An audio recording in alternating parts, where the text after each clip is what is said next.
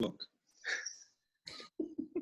Okay, everybody, welcome to the playing field on a special episode from live from Melbourne. We've got three very special guests in the room today to kick off the Playing Field podcast series. We've got Mr. Scott Hales, who's currently in Wellington, Paul Temple, who's also in Wellington, and then we've got Mr. Manuel Figueira, who is in Auckland. So really excited to have a bumper edition to kick off. Now, what we're going to do throughout the Playing Field series is to put a lot of focus on the coaches that are in New Zealand at the moment, and having three of our premier coaches here today was a good opportunity to get some review and some insights on their respective seasons with their club sides in the ISPS Premiership. So just before we kick off, I just want to give the guys a chance to say hello, and then maybe just a brief intro on their role and what they currently do within their respective clubs. So, Scotty, we'll start off with you. Thanks, Stephen. So Scott Hales, head coach of Team Wellington for the season just gone. Role is primarily just to oversee and coach the first team and look after the staff. But then also linked to that is a director of football role at Team Wellington, which does encompass some elements of Miramar Rangers, who hold the licence of Team Wellington. Excellent. Paul? Hey everyone, so Paul Temple, I'm the reserve team coach at the Wellington Phoenix, which is also known as the Weenix or the Phoenix under 20s. We have lots of different names that compete in the ISPS Premiership. And also as part of that, my role at the Wellington Phoenix is as Academy Director. So I oversee the Academy, which is essentially every player at the club underneath the first team, all the way down. So we've currently got 70 full-time players in the Academy. And then obviously the top end of that Academy group in terms of age and ability play in the reserve team and the ISP under team, which I've coached for the last 2 seasons. Nice. Jose? Evening all. I'm Jose Figueira, currently head coach of Auckland City FC and also head of methodology, a little similar to the other guys, a bit of a dual role. Primarily during the course of the year, my main role is the head coach of the first team that competes in the ISPS Handa Premiership and the O-League. And then secondary to that, or a branch of that, is head of methodology, which essentially encapsulates coach education within the club, with our sister club, or now MOU Club Central United, and also oversee the player development pathway through the teams linked with the playing methodology and the education of both players and coaches. Very good. So, as our listeners can tell, we've got obviously 3 of the premier coaches here in New Zealand, and also very prominent that is across multiple roles. So, not just coaching the first team, but obviously got wider roles in the wider operations of the club across both the winter and the summer seasons. So, what we're going to do with today's webinar is talk more around the ISPS Premiership season, 2019-20, which was obviously curtailed very recently. And we're going to get the coaches to talk through, I guess, different elements of their season from the pre-season, maybe some insights into during the season and some areas that they thought were really interesting. And then now that we're in the post-season, then there's been some time to reflect, potentially some of the things that they would do differently. So, hopefully we'll get some, I guess, deep and rich answers from the coaches, which will help others. And again, provide some insight into the operating of a top-level domestic game in NZ. So what we're going to do is we'll wind the clock back, 9 months or so, and we'll head into, I guess, the pre-season for you all. Jose, if I could just put to you first. Obviously, you were at Team Wellington last year. And you've moved back to Auckland. Can you kind of explain to listeners how easy or challenging the transition was from moving cities to coach a new team?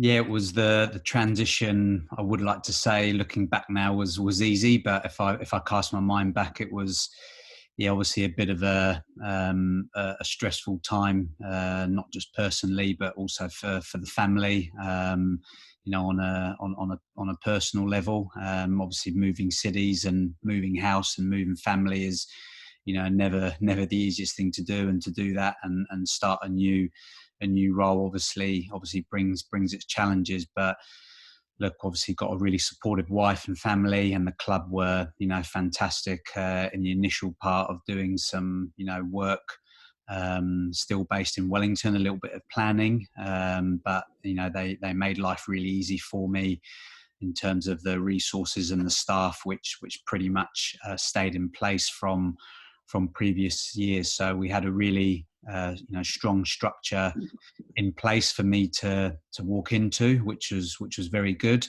and a structure which was also very open to the new ideas that I wanted to bring to the club as well. So yeah, it was certainly a new experience for me in terms of moving into a new role, which I'd done previously, but I guess more balancing that personally was certainly a bit of a challenge. Nice. And Scott, obviously you were assistant coach to Jose last year, and you were able to make the step up to head coach at Team Wellington. Can you describe a little bit around the period, I guess, post Jose? So obviously the decisions were made. There were some decisions for you then to be head coach. Kind of what were some of the things that you wanted to address first, knowing that you'd gone from being an assistant into the head coach? I think it's always that interesting scenario when an assistant coach becomes the head coach with a team that's been successful, and a club that's always had success. And obviously, when Jose was the head coach there, we did some incredible things with Team Wellington. So first and foremost was to make sure with the players that it was business as normal, and although we hadn't achieved certain things that we needed to achieve to maintain our status in the O League, it still was a successful team and a successful club. So the first thing I did was obviously just reach out to the senior players that were based in Wellington, so easier players to retain, because obviously their lives were dictated by their jobs, not necessarily by football. So that was the first thing straight away. But just on a personal level, it wasn't that difficult, because everything was in place before. I wasn't going to go in and change things that didn't need to be changed. Jose had come in and set up all the processes, so it was really just a smooth transition to move into. But obviously, with me being a slightly different operator to Jose, like we all operate in different ways, then I wouldn't say it had challenges to begin with, but I would say that that players were getting used to how I operated, even though they'd seen me operate within an environment where I was the assistant coach. So I did a lot of reading on how you move into a group, if you're an assistant coach moving up, or if you're a coach being brought into a team after a coach had been sacked. There's interest in reading up there as to how you deal with that step up or the scenario within the environment. So I did a lot of reading on it, and adopted a philosophy that did change throughout the season at times, but I definitely used more of a hands-off approach than the players had been used to with me being the assistant coach. Nice. I think as well, like, can I add something there? Like, I know these guys quite well, and there's probably some big factors that they've brushed over, which they probably deserve a bit more credit for. So one of them is, in Scott's case, obviously Jose and Scott had some pretty good success with Team Wellington and built a style, and I think it's testament to how well they worked together that Scott could essentially keep some of the things the same, but add his own thing to it and keep the level at where it was throughout the whole season. I think that takes a lot of hard work, and that shouldn't be underestimated, because when a team loses its head coach and has been successful, straight away the inclination of the players is probably to look towards getting a new start or a fresh face in. And so for somebody to have been there already and then carry on that work and get everyone's buy-in and get them up and running as quickly as he did, despite the fact that you obviously know the players, is still quite a psychological hurdle to overcome there. So I think that was pretty impressive from my perspective. And then from Jose's point of view, like, you can't look beyond the fact that he replaced Ramon Trebulic, who had been there for roughly about 10 years and had incredible success, and was obviously touted as sort of the next big thing from a coaching point of view. So to sort of walk into his domain after all that time, and again to just within a matter of weeks kind of stamp your own style on things and get all the players buy-in and then go and be successful, was pretty great achievement. So I think the guys did a really good job in that space, because they were both going into really difficult, challenging scenarios, although they are the best two clubs in the country and people will look at that, but equally the challenges are really tough there. And how would you say that differed from the context you're in, Paul? So obviously you're in a similar or same job you were previously, but there'd been some change around the rest of the club.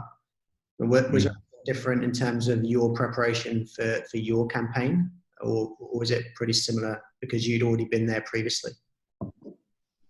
Yeah, look, I'm probably the unique coach in the league in that our team's a reserve team and everyone else is a first team, and that has quite a significant philosophical differences to everybody else. Jose and I also had the challenge of starting the season abroad. So we were both in Brazil when the season kicked off with the under-17. So that was kind of the first challenge that I knew we were going to have. I had a new coach joining the academy, which was Sam Wilkinson.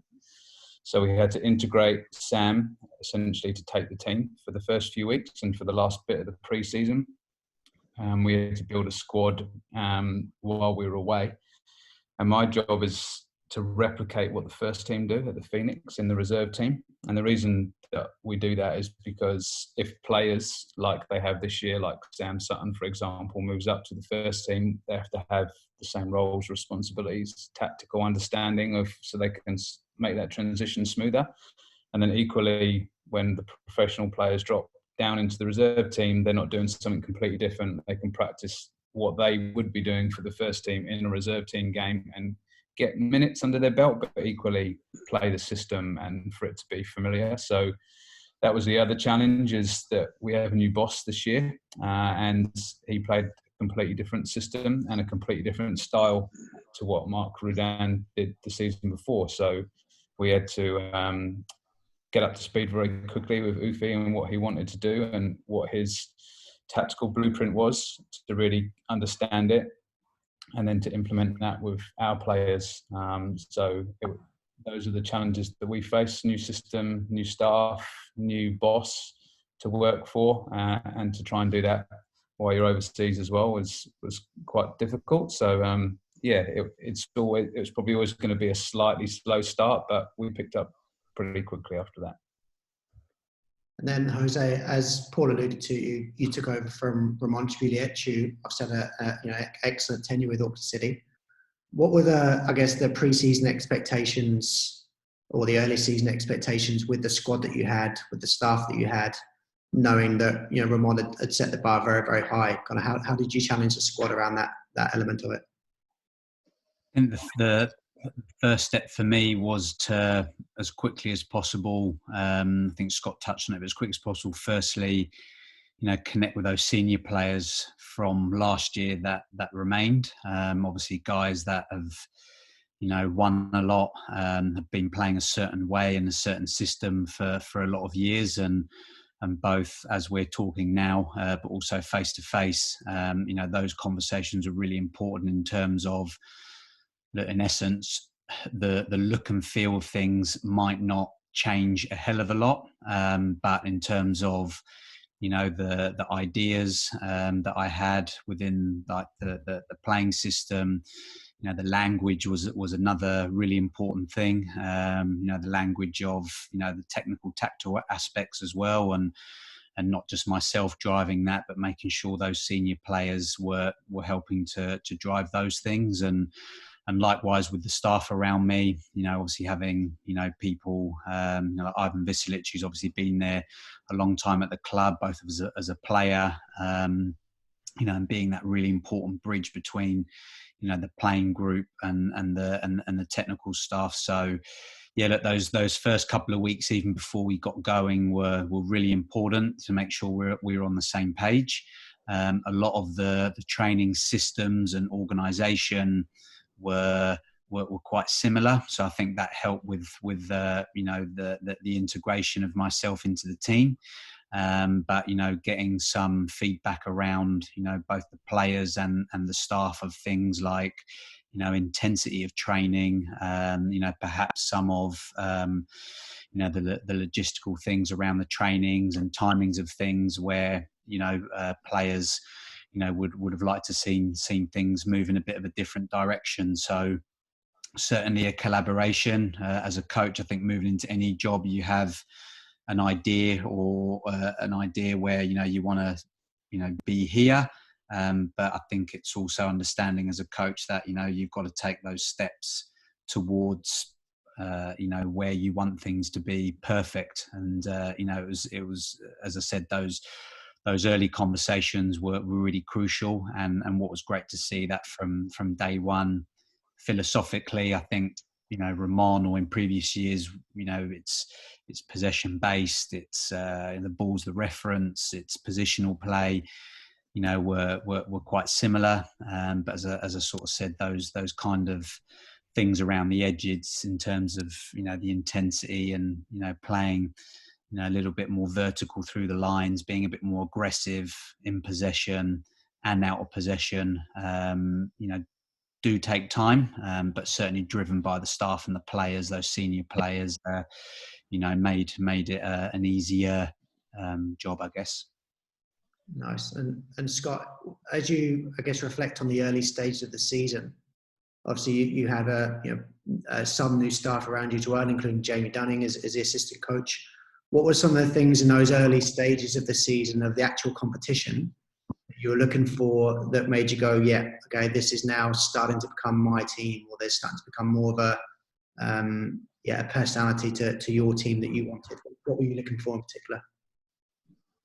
Yeah, I guess it comes down to, again, the majority of the group stayed. So the message was clear at the beginning to the senior players and the players that had been involved in the group for a number of years. The club, was it's business as usual. The way that Team Wellington adopted to play under Jose's guidance, it didn't change too much throughout the season. So the biggest thing was making sure that the players that were involved in the club for seasons were also part of leading that. So a big emphasis was put on players that had been at the club to help drive trainings and to help drive elements during the game. Now, there are things that were changed slightly, as in the captaincy was changed and the vice captain was changed. So those elements were tweaked. They were tweaked because some players deserve the opportunity to wear the armband and be put into leadership roles where previously they weren't fully engaged to do that by their choice. But definitely when the season started, and I think if I go all the way back to not the first game of the season, but probably the next two games, the one against Auckland and then the one against the Wellington Phoenix, where you could see the way that we had already evolved into the way we were going to play, especially probably in the first half against Auckland City, and probably the first half against the Wellington Phoenix. They were probably two of our better halves that we played throughout the season. And so it was already set in stone. It was just fine-tuning players in their positions that had the attributes that we needed for them to have within those positions, for them to gradually understand. And all we did in trainings is we moved into a lot more game-based training, 8v8s, 10v10s, 11v11s, and really just honed down on, this is your position, these are the things that you need to do in the moments of the game. Now, there's no grey here. It's black and white. You can't do certain things. You must do this. Otherwise, it all falls over because people just play off the cuff. So I had a few comments from a few people watching saying, you look a little bit off the cuff at the moment. It was like, yeah. So we had certain players in the 10 role, like Ollie Bassett, who's got different elements to his game than what Andy Bevan has. So it's making sure that they work with each other, but also knowing that with Hamish being as a 9, then obviously we had a new left-sided wing-back that hadn't been to the club before, who was predominantly played at a good level back in Scotland, but had always been a left full-back. Now he was moved into a left wing-back role, and obviously he'd been coached or operated with in a certain way in Scotland, in the Premiership in Scotland, where it was pretty robust and pretty fierce. And Rory will be the first to say that it's, the coach is the scariest person in the world and you do not answer that person back, where he had a little bit more freedom, where he was starting to, get used to his role in the season as the season was going. So the season kind of evolved into the way we wanted to play. But because we attracted good players early on, we still had that element where we could win games because we had good players too. Oh, sorry, Scott, to jump in. So is it, for you very much, the question is around those new players coming in, obviously, knowing the club and some of those processes that you said. So like, did you kind of specifically target, certain players with like certain qualities, or is it a case of, was that, easier or helpful in terms of transitioning like those guys in? Yeah, so it was the players that were targeted, that were brought in. They were brought in for reasons that I felt that they could work within the system that we were always going to adopt. So those players were just a smooth transition through. And that's the reason for basically recruiting that type of player, knowing that obviously you need cover in positions, but also making sure that they add as much value as what the players that had left Team Wellington, or a little bit more than what we had the previous seasons. So, a big thing was always, you needed a balance on the left side and the right side, because if you're looking to circulate play, then it's good to have a left-sided centre back and a left-sided wing back. It's it's just easier because the ball can shift quicker. So it was always trying to find players that could fit that mould and that and just basically the way you want to play. So they were recruited for those reasons. Yeah. Cool.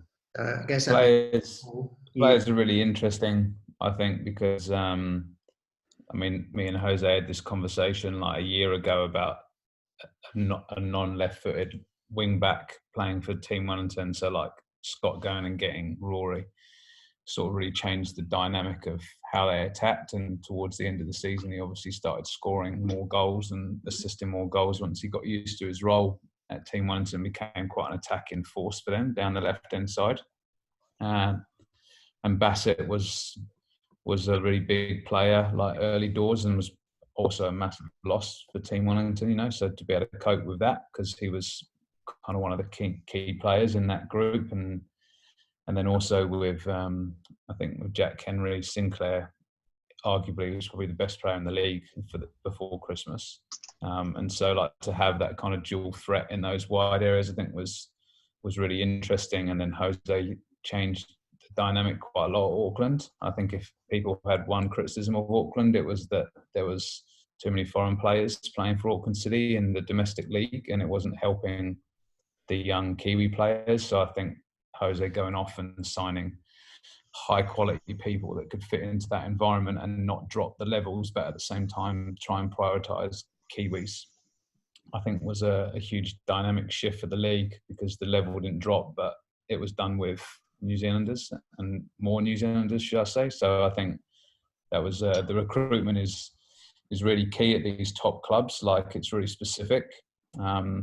With me, my recruitment is limited to a very small amount of people. You know, you for a start, you can only be under 20, and so going and potentially recruiting more people in an under 20 space is difficult, because you've got to make a decision of whether or not they will add value to your team and to your squad and help the players and the group. But at the same time, you don't want them to get in the way of a young player that's coming through the pathway that you need to give minutes to. And so it's about getting the balance right between those two things and trying to time it so that you do get that right, because some will emerge quickly and some will take a little bit more time. And then the ones that really progress quite quickly, then obviously we'll move into our first team, which means they don't play for us as regularly. So if you took someone like Ben Wayne, who obviously moved up before the season started, he only played 5 games for me this year, but he scored 7 goals in those 5 games. And so, if, for example, we'd have had Ben Wayne for all 16 of the games and Sam Sutton for all 16 of the games, we probably would have been quite a different prospect in a lot of the fixtures, because they were real standout players for us. But obviously, we want those young players who show those qualities to move into the first team environment and to try and kick on into the A-League. That's the reason for us being here. So my squad's constantly changing with young players, and week by week it could be a case of giving more young players a go, or some of them having to learn from some of the senior players, whereas the other guys are obviously really pinpointing what they need for their squads and what's going to give them value on the pitch to win games. Paul, has there been, as you said, I think, you know, for yourself, you know, and the role that you play is obviously, as you said right at the start, a really unique one that changes year to year. Obviously, you know, me and Scott have both moved into a new role this year, but it's kind of, you know, business as usual for those clubs or those teams.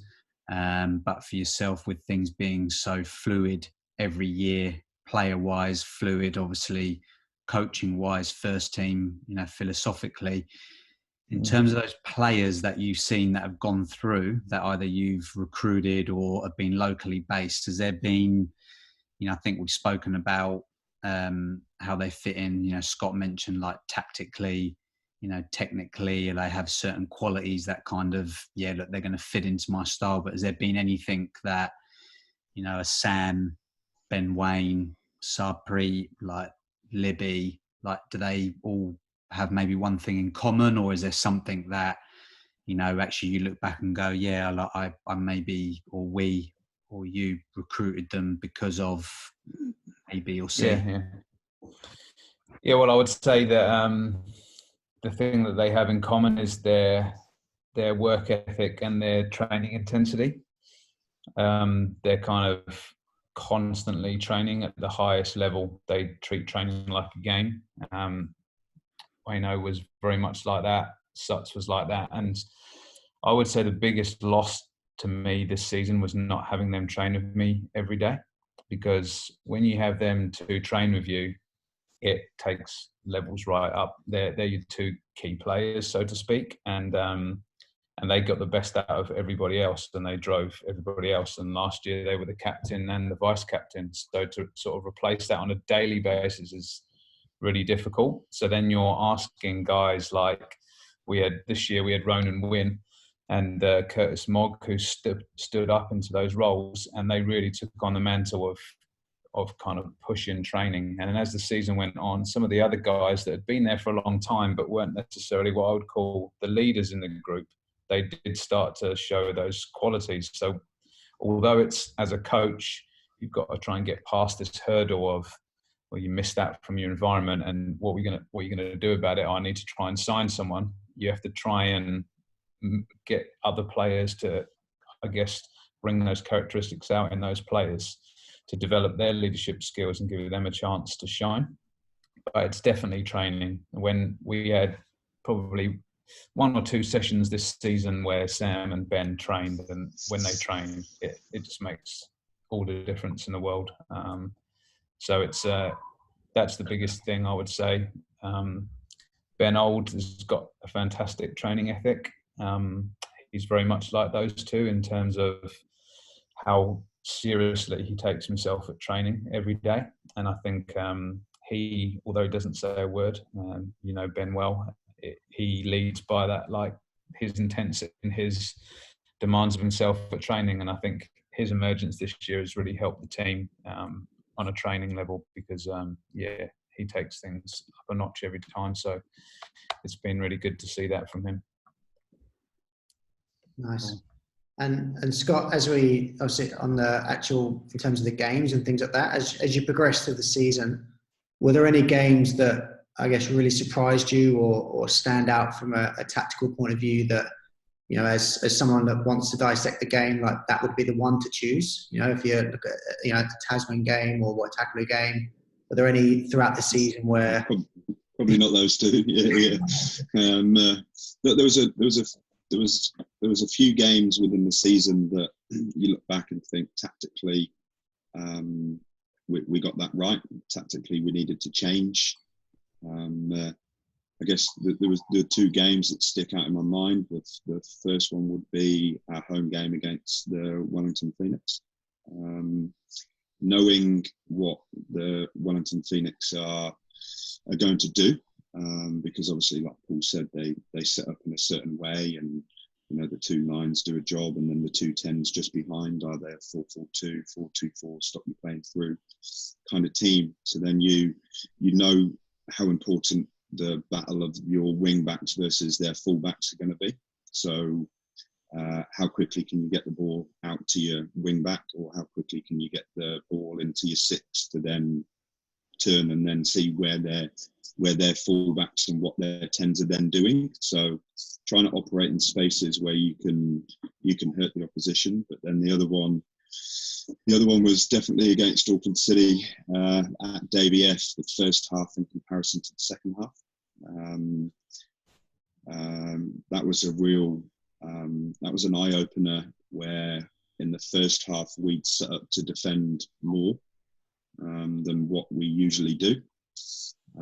That was because we felt that we'd have some joy in some areas where we could nip the ball off them.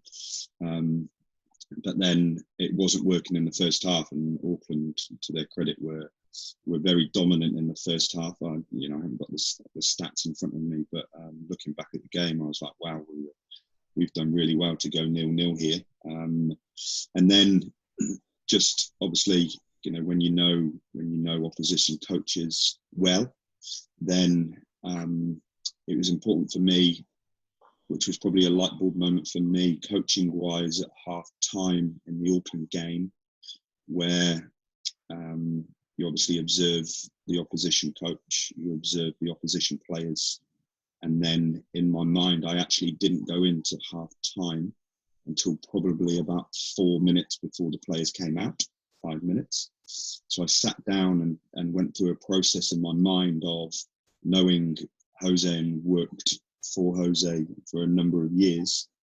I knew that he was having joy in an area of the pitch, and then wanting to calculate in my mind that I know what his halftime talk is probably going to be about, and it's how he's going to exploit that even further with loading numbers or players and lines.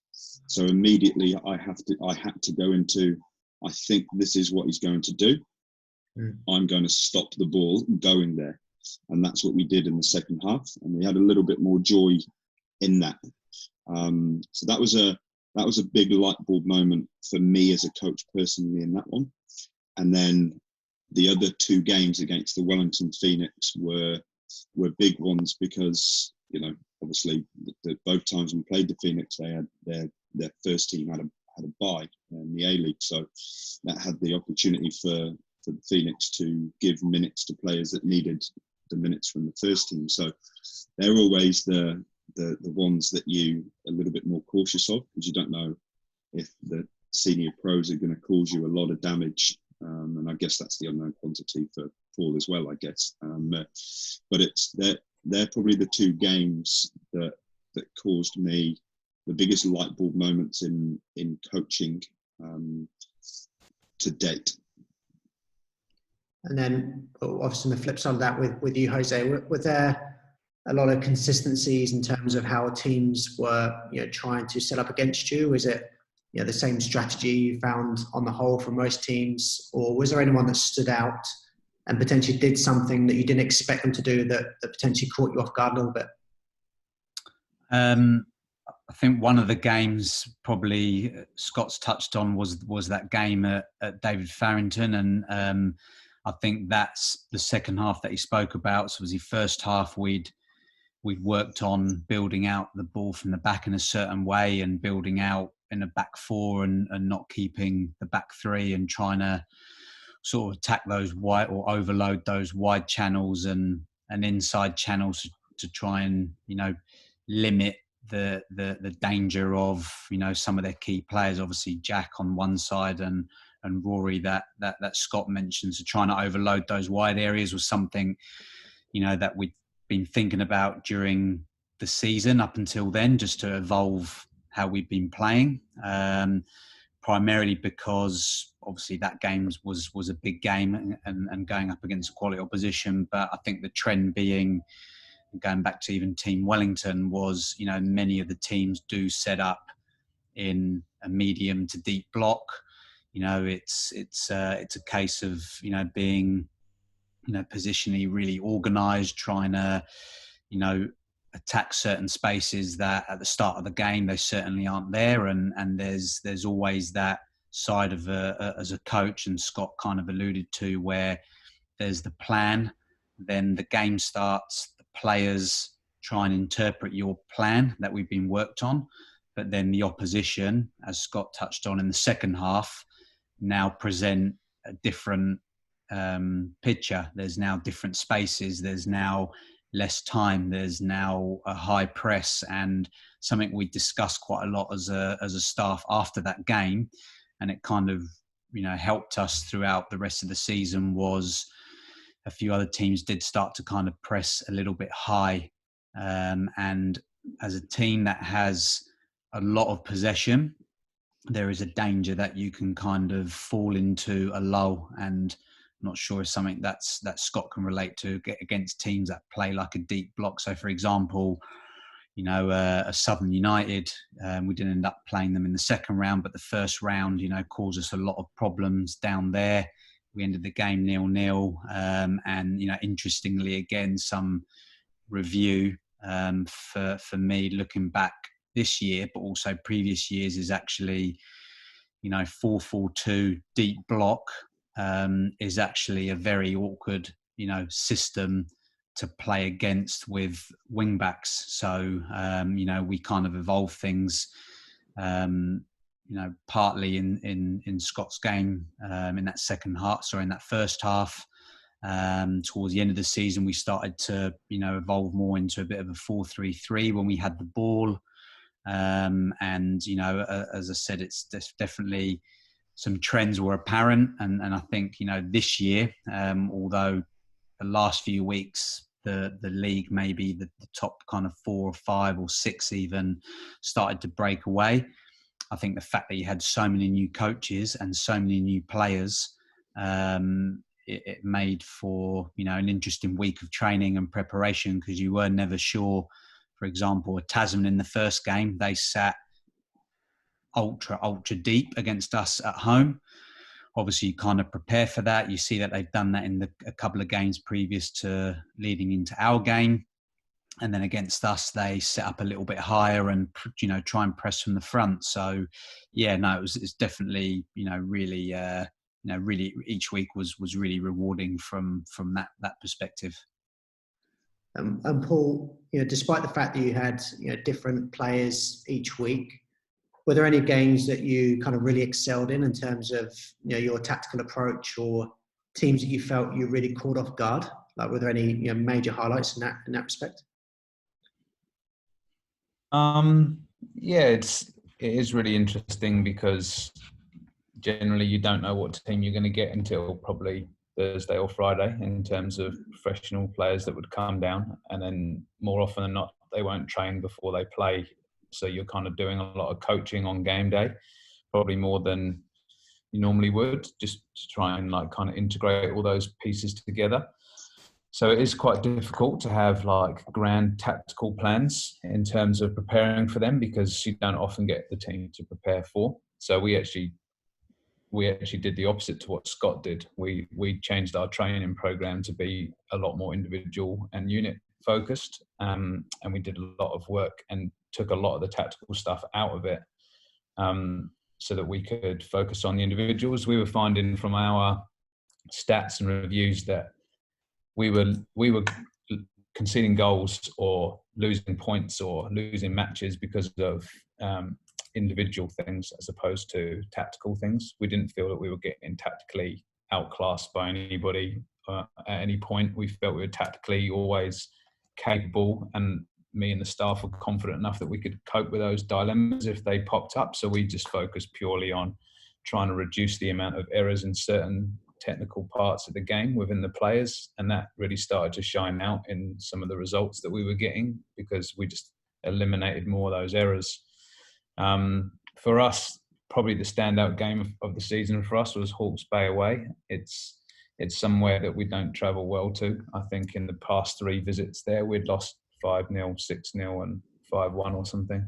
So it's a pretty bad place for us to go generally, and they're quite strong there. And I was expecting on the Thursday to take probably 4 or 5 pros with me up to Hawke's Bay, and so I was quite positive about, like going up there and trying to get a good result. And then it turned out that we didn't get any mainly due to injury and change of circumstance with the first team. So we took an entire team of academy players up, and I think there was no expectation, but we had an interesting sort of tactical dilemma where they played with a 3-5-2 and we played with a 4-4-2, and we sat off in a block to try and deny space. We didn't feel they were as good a team as Auckland and Team Wellington at breaking down a block. So we kind of thought if we did that well enough, then we would be able to then hurt them on counter-attacking moments, and we specifically targeted the inside spaces as opposed to, I think the tendency when you play against wing-backs and they bomb on is to try and go down the sides. And when you play with a front 2 like we do, it's quite easy for your strikers to spin into those wide areas, but we actually did the opposite and dropped one of the 9s in centrally to overload with 2 10s rolling inside, and we just played 1 up against the back 3, and we actually overloaded through the middle on the counter attack, and it worked really well for us, and we ended up winning 2-0 and scored 2 goals from exactly those situations. So that tactically was probably our best performance of the season in terms of executing what we had planned to do. But it was quite good to see some of the improvements on the technical things as well as the tactical things that were causing us a lot of issues. I mean, the boys could probably comment. I think we were seen in previous seasons a bit of a soft touch and really vulnerable from set pieces and kind of didn't clear our lines very well.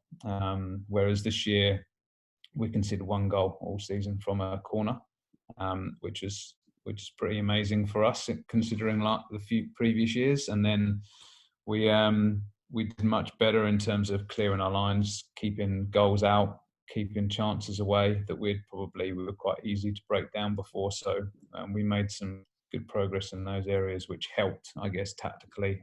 But the pieces that make up those tactics were important to us. On that kind of preparation side, keen to know from you guys again, when as a staff we kind of discussed not so long ago, and we might have had this conversation, Scott, but what's quite interesting is obviously, Paul, for yourself, the Phoenix, it's a really kind of clear playing philosophy, Team Wellington the same, and Auckland City, and actually the challenges of, when in training, the team, obviously one team that you're working on, the other team trying to replicate as closely as possible what your opposition going to do is actually also a really big challenge. And, you know, as you said, obviously you've got a squad or a group of players that, you know, they're all following and aligned to, you know, let's just say, you know, a possession-based build-up, you know, less counter-attacking, for instance. And yeah, actually we as a group kind of had to, in terms of how our staff worked, you know, was to try and really manage the opposition in training to try and bring out those pictures, because actually early on, and reflecting, you know, previously, you know, perhaps you didn't really get that.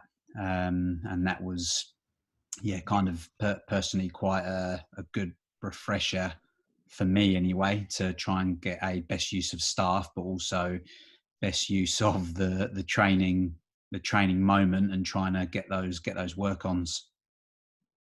One of the biggest things is, and this is not trying to be, you know, this isn't kind of like being disrespectful for playing styles, but there's a few teams in the league that play quite direct still, and they're pretty good at it.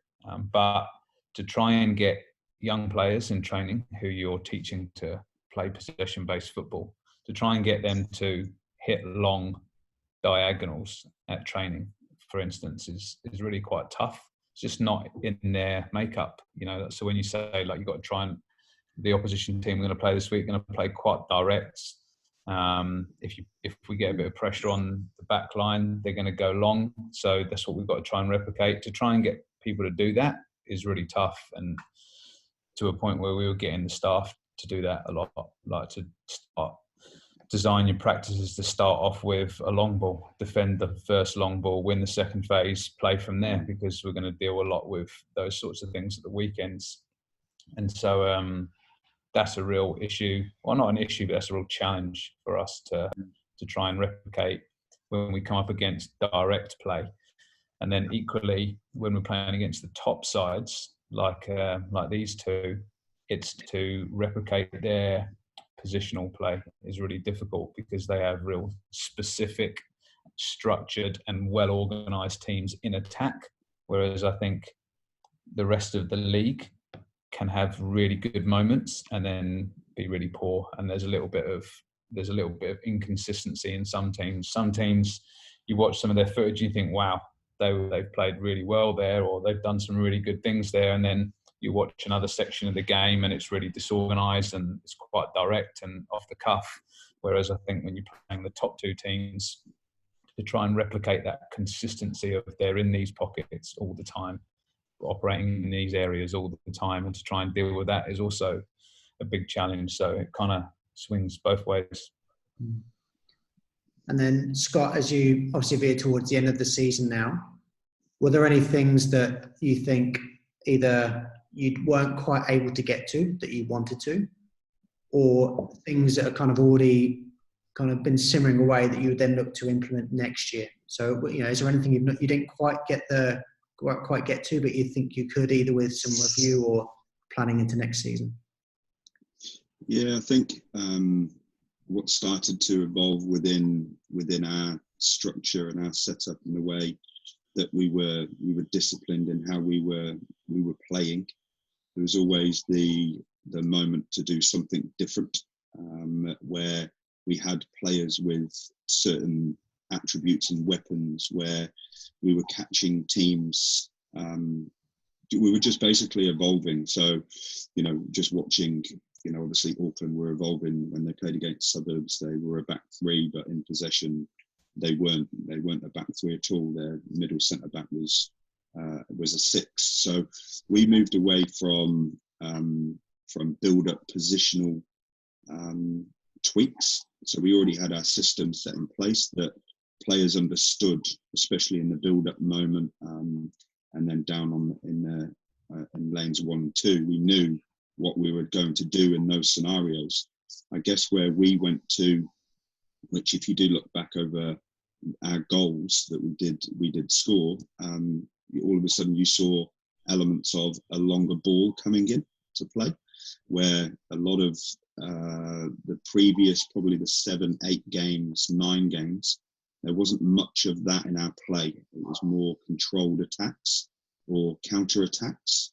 Whereas if you watch more of the goals later on in the season, we started to develop more into a team that would have runners behind you and play a longer ball in, dependent on your line of your defence. So we started to evolve that as we were going along. So that's something that's disappointing that we never managed to follow all the way through, because we were so set on finishing 1 or 2. We knew that we would have to have played the teams before us twice. So we knew that we couldn't go into the third game the same. We had to do something different. Now, whether that was tactically, formation-wise, or whatever, we'd started to evolve into a different type of team where if you were going to come and press us, we could play round you or through you, but now we just started to develop, we now actually may play over you. So it's started to give different teams different problems to solve, especially if you watch our game against Eastern Suburbs at Davy F, where in the first half, although we went a goal down, our goals are completely different from each other. Now, what you would say is the first 6 or 7 games, they were usually down the right, ball squared across, and we had another 4 players arriving at the right time in the right spaces to score a tap in. That was probably maybe 9 or 10 of our goals in the first 8 games. Definitely the 2 against the Phoenix definitely were, and 3 against Hamilton were as well. But as the season went on, we now started to understand that the opposition were going to do something that was going to try and nullify us. Now, when we played the Phoenix, we knew they were going to have a go at us. When we played Auckland, we knew they're going to have a go at us. Eastern Suburbs changed, and I didn't expect Eastern Suburbs to change into a 4-5-1, 4-4-2, where, like Jose said, all of a sudden now your problems are you can't get your wing backs on the ball because their fullback or their midfielder was doubling up on the outside. So what do you do now? Well, go a little bit more direct. Now let's see where the spaces are. Now they're trying to lock on one side, get the other centre back out. So if you look at the last 3 games, Justin Gully, for example, he created, he had 4 assists in 5 goals. All of a sudden, why? Because we need to get him out now because they've locked us here. So we'd evolved into a team that were able to do different things, as well as definitely, what Auckland were, they were tampering with as well. So it was just, we didn't see the team that we played against 3 times in the semis or the final where you'd have seen more things come out that we've been working towards throughout the season. And Jose, if I can come to you on this one, was there anything that you saw throughout the season, now that it's over, that will influence you as you go into planning for next year in terms of maybe players or your style or your approach to anything? Was there anything that's kind of made you go, okay, maybe I need to look and tweak this, or are you pretty confident and cemented in your style and beliefs at this stage? I think naturally as a coach, you want to keep improving things and you want to keep evolving the way that you work. This year, for example, in terms of how we worked, we got the buy-in from the players to do 1 morning session a week. So that was obviously a change. Previously, the team had never, done the traditional training nights. We spoke to the group about training our Wednesday session in the morning, after Tuesday being a day off. There was a couple of players that, depending on their work, they had some flexibility, but there were some weeks they weren't able to train. Maybe 1 in 3, 1 in 4, and that was really good because we were able to then change how we train, the intensity of our trainings on those days, which enabled then a longer recovery for the Thursday, and that kind of added quite a nice touch in how the rest of the week went in terms of like training loads. So that'll be something to maybe look at again next year, and just the way that we work. And Paul touched on like the players, if the players don't drive the training, obviously we're behind them or we're with them. It's always trying to find ways to keep them interested, to keep them excited. And, you know, we started to work on a few of those things towards the end of the season. So some areas there definitely to look on from a playing perspective. I think, look, all three of us are at teams where players move on. They move on to professional contracts, obviously Paul through to the first team. You know, all of us, you know, players that go to maybe the US college, Australia, professional contracts. So again, I think, you know, how we recruit, who we recruit, you know, introducing those players in, getting them in, you know, a smoother transition is probably an area as well. And yeah, and then probably lastly again is I think, again, as a forward thinking coach like we all are, and certainly myself, is, you know, looking ways that, yeah, look, of course we want to win, but it's about how you win and wanting to see the team do certain things on the pitch. And look, I think we're in a fortunate position where the league, you know, we can, and all three of us have touched on it, you know, you can try things, you know, you can try and push the boundaries. I don't think it needs to be cookie cutter football. You know, all the teams are doing the same, and I think that really is the beauty of the league. So yeah, probably thirdly is definitely that playing style and philosophy, you know, trying to ever evolve that. And with Paul, what do you think will be some of the things for you, Paul, that you look back on potentially and think, you know, maybe we could do that differently, or this is going to be something that, you know, in the post-season with our staff, we're going to focus a lot of attention on trying to figure out? Like, is there anything that's kind of sticks out from that point of view? Yeah, I mean, as I've said right from the beginning, we're quite different from everybody else. These two guys, especially, like, they're fine-tuning their teams. We've had to adapt to 4 different first-team coaches in the last 4 seasons. And so with every first-team coach that comes a new way of doing things, a new playing system, a new strategy, but also a new way of behaving and their characters, you know, as first-team coaches. So this year, I've really enjoyed working with Ufi because I really love his style of football. I think the Phoenix are playing great football now in the A-League, probably the best they've ever played. And he is a fantastic guy as well, like to work for. And so I'm really looking forward to him staying and us having that consistency as a club, because we haven't had that, and I think that will add a lot. And so that presents good challenges in terms of, if we've got new players coming into our squad from outside the academy or promoting up from the academy, we'll be able to kind of use this season and use video and different things to kind of, I guess, enhance the learning process of the tactical system, and have that consistency and for those players to know the system better, because this year we're all still learning it, particularly in the first half of the season. But the things that probably I would do a little bit differently are to focus more of my coaching on some of the other things outside of the tactical, I guess, blueprints that we're putting together, outside of the tactics and strategies that go into preparing for these games. One of the biggest learnings I had this year was that if my players play to the maximum of their ability, then most of the time we would get performances and results from that. When my players dropped their levels, those were the weeks we were getting beaten and we weren't playing very well. And so we very much started to focus on us as the individual. And so my coaching is less tactical and more about how can we try and get some leaders emerging? How can we try and make these kids good people?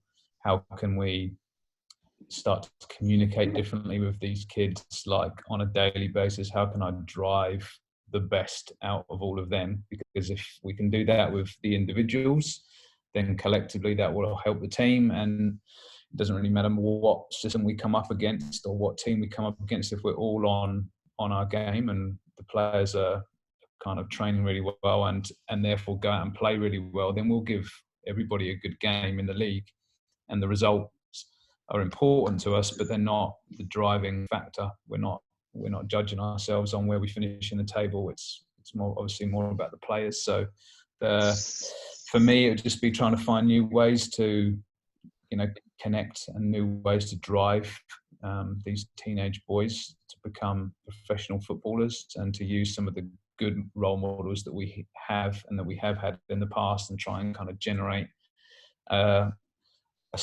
type of personality that becomes successful at the Phoenix, because that is starting to evolve now when you look at some of the boys that have come through the academy, and not necessarily with the first team now. Like if you look at Joe Bell as a good example, self-confidence and his kind of football intelligence and his brain to play at different positions and his kind of technical capabilities. You watch him play for the All Whites, and he kind of is very similar to people like Sarpreet and like Sam Sutton, who have those kind of qualities and confidence on the ball and tendency to drive games and can adapt to different situations. So we want to use some of those positive things that have been created in the past and keep driving that down, so that the new players that we produce for the first team or into professional ranks have those tendencies.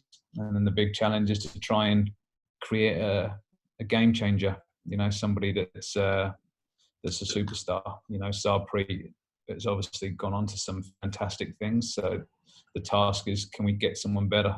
Can we make someone better than Sarpreet? Can we get a real game changer for the club, real game changer for New Zealand? How do we do that? And that's the biggest challenge. So yeah, it's exciting.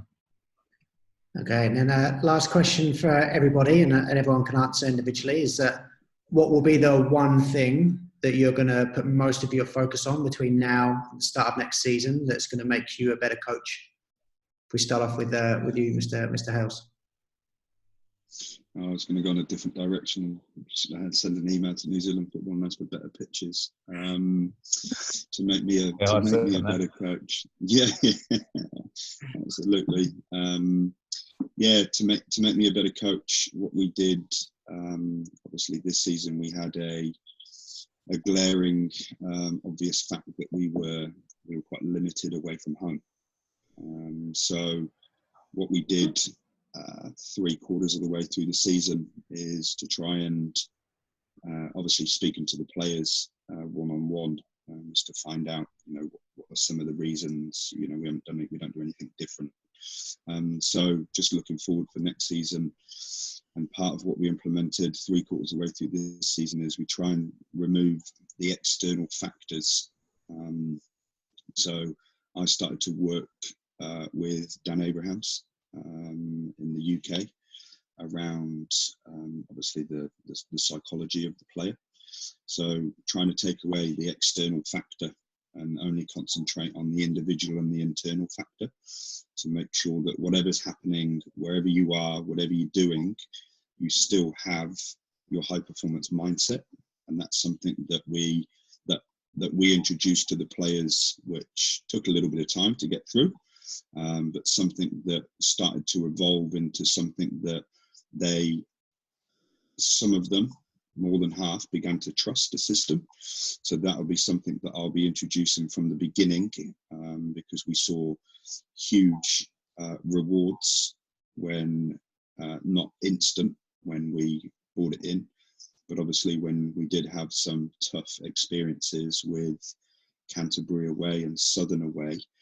And then there are certain players that you kind of look at and think, like, where are you? Like, we need you. And sometimes previously they'd be missing.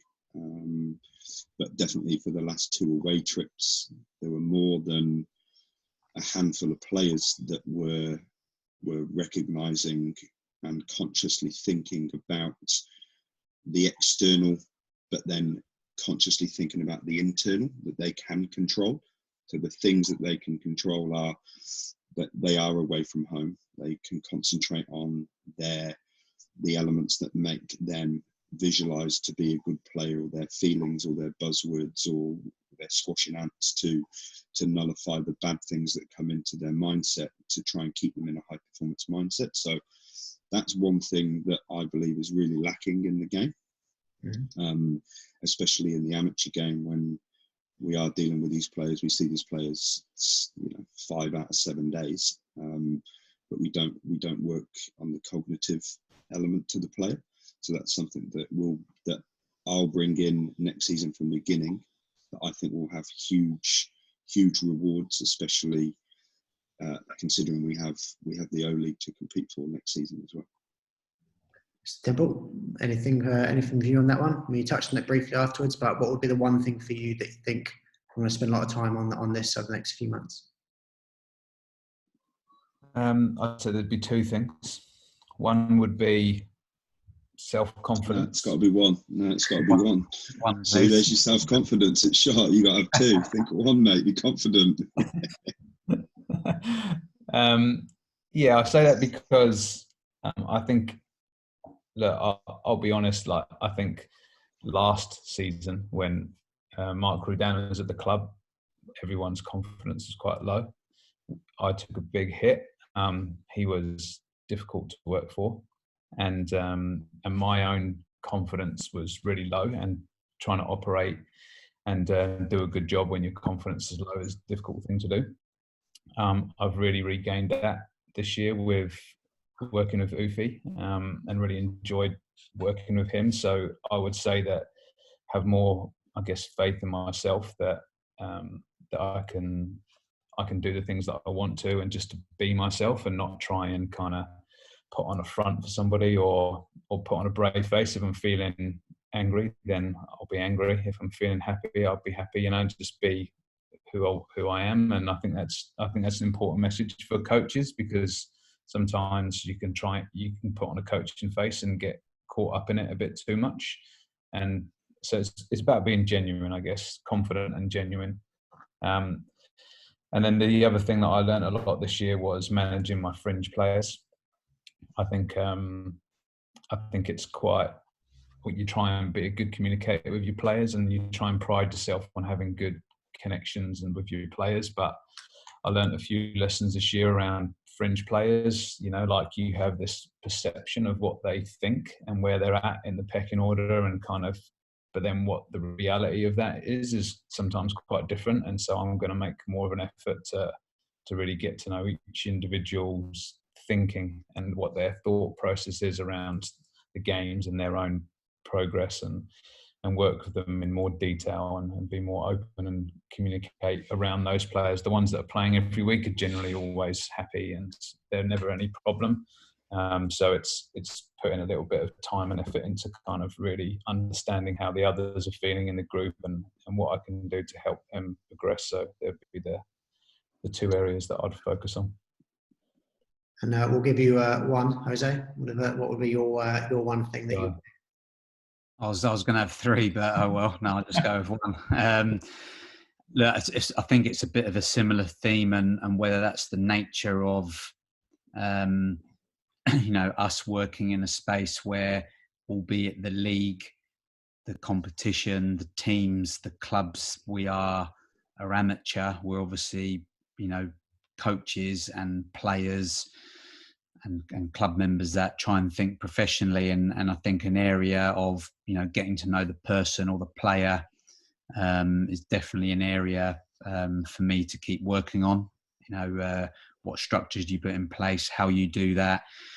I think, funnily enough, I think the situation we're all living right now is, I think, going to have a massive impact on that, both, positively, because I think we won't take for granted, what we had before and what we have, but also, a reminder that, like why are we playing the game? And Paul touched on those fringe players. For me, in my first year, dealing with a large squad, a very high quality squad. Those guys that work around the fringes, and how you manage those people is definitely an area to keep evolving. So yeah, looking forward to, as I'm sure we all are, with the way that the season's ended, is we want the next season to be starting in a couple of weeks.